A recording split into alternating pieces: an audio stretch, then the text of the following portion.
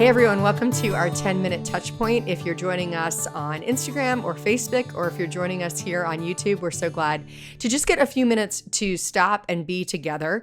Especially, we're taking like a 14-day intentional time to not just survive this crazy uncertainty that we're in, but actually really to thrive, to take a little bit more space that we have right now to think about the people that we're becoming and how we can challenge ourselves each and every day in small ways to set intentions toward the people that we want to become. So we're doing that by looking at challenges for our body, our mind, our soul, and how we care for others right now.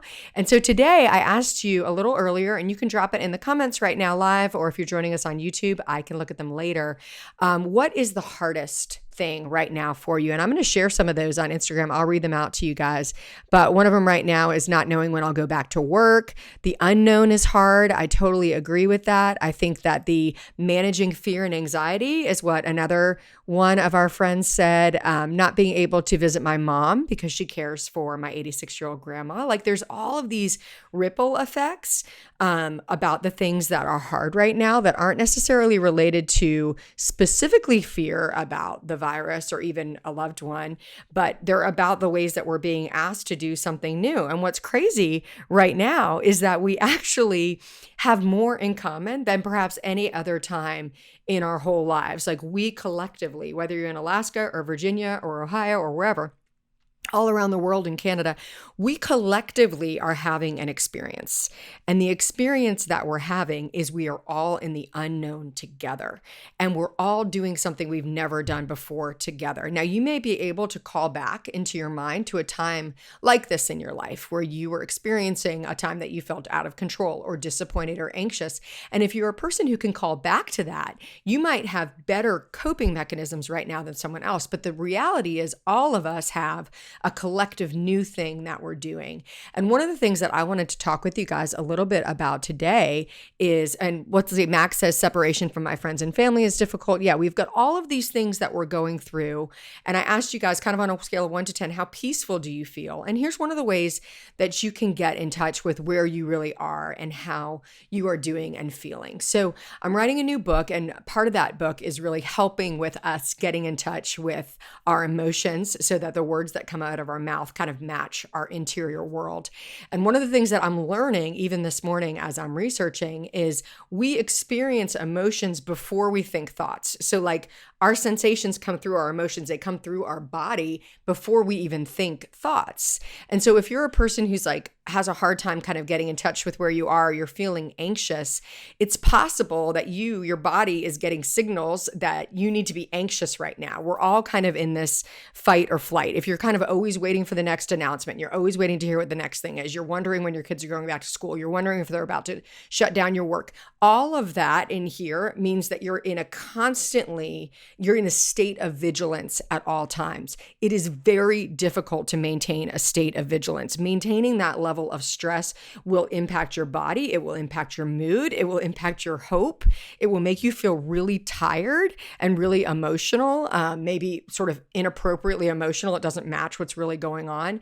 And so one of the things I want to invite us to do as a family together is to be more present with our body this day about what your body's telling you about whether you're in that state of vigilance or not, because you can use your body to send yourself cues to also relax. Like, what would it be like to practice being present today? So one of the ways that you can even know if you're carrying all of these fears is the way it's manifesting in your body. So wherever you are right now, wherever you're sitting or standing or whatever you're doing, just sort of do a mental scan and ask yourself, like, are my shoulders tense? Am I pulling up my shoulders? Do I have like a tightness across my chest? Is anyone else breathing heavy and being like, do I have the coronavirus? You're carrying anxiety sort of in a band around your chest, or maybe your stomach feels tight, or you feel like butterflies in your stomach. You can open and close your mouth and see, like, do you have tension in your jaw right here? Are you clenching your teeth or holding your jaw tight, or even holding your hands tightly? And as you begin to be aware of where you're carrying that vigilance in your body, you can send messages from your mind back to your body. So this is a two-way street. So you can have messages from your body coming to your mind, and you might not even know that they're happening. You don't recognize that you're being vigilant and carrying that.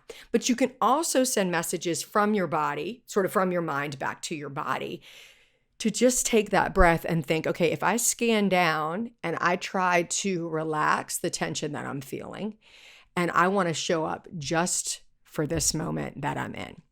Like if you knew everything was going to be fine and everything was going to be okay, how would you act today? How could you be present today? And all I want you to do is become more mindful of the way that you're carrying that. Because if you're up there carrying that collective vigilance that we all feel, because the reality is there's a whole lot of things we can't control right now, but there are some things you can control. So asking yourself, what am I in control of today? And one of those things that you're in control of is I can be mindful of what I'm carrying in my body, and I can bring what I'm carrying into my awareness, where I can then decide what to do with it. Like we talked about last week, I can decide what to do with that. But I can also use my body to send cues, like we can relax. We are not in fight or flight right now. Like sometimes you need to tell that part of your body that you can relax, you can be present. And I learned this a long time ago back in my fitness days, just the idea of progressive relaxation. If you can't get your body to relax, one of the ways that you can get your body to relax is actually to tense up. So you can make a fist right now, pretend like we can all see each other, and we're going to do a little vicarious exercise. You can make a fist right now. You can send every part of energy into your fist. Make the strongest, tightest fist that you can. This is a great exercise for your kids as well. Tight, tight, tight, tight, tight, as tight as you can, tighter still, and then relax. And let your fingers relax for a second. Let your palms relax. Let your thumbs relax, okay? Okay, let's do it one more time. Tight, tight, tight, tight, tight. Make your fists as tight as you can. Strengthen all the way up. Let that tightness go all the way up your forearms and into your shoulders, your biceps, your triceps, and then relax. And what you're doing is those places that are tense, when we tense and relax, you're actually helping something that you might be storing tension already to actually relax. And you can do this. It helps you can relax your mind at night. This can help your children relax. It's a wonderful exercise that helps you choose to be present. And if you are storing any extra vigilance in your body, this is a way to let that vigilance go.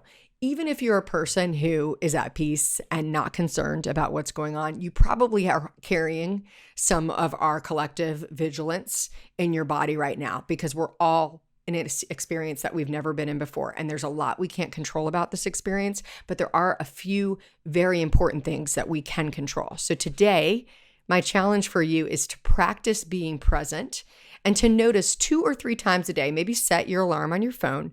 Notice before you go to bed, and let's say 2 hours from now at 2:30, do a scan. Where are you holding tension in your body? How can you use this relaxation technique to tighten and release, to let yourself release that? I know it sounds a little bit small and maybe kind of silly, but it works.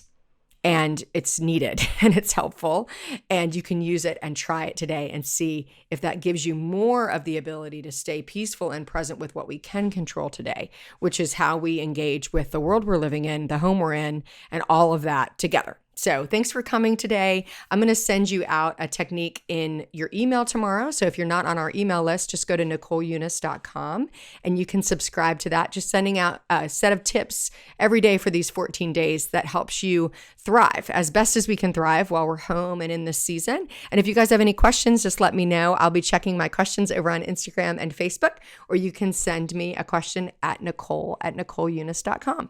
Thanks you guys for coming. I will see you tomorrow. Love you. Bye.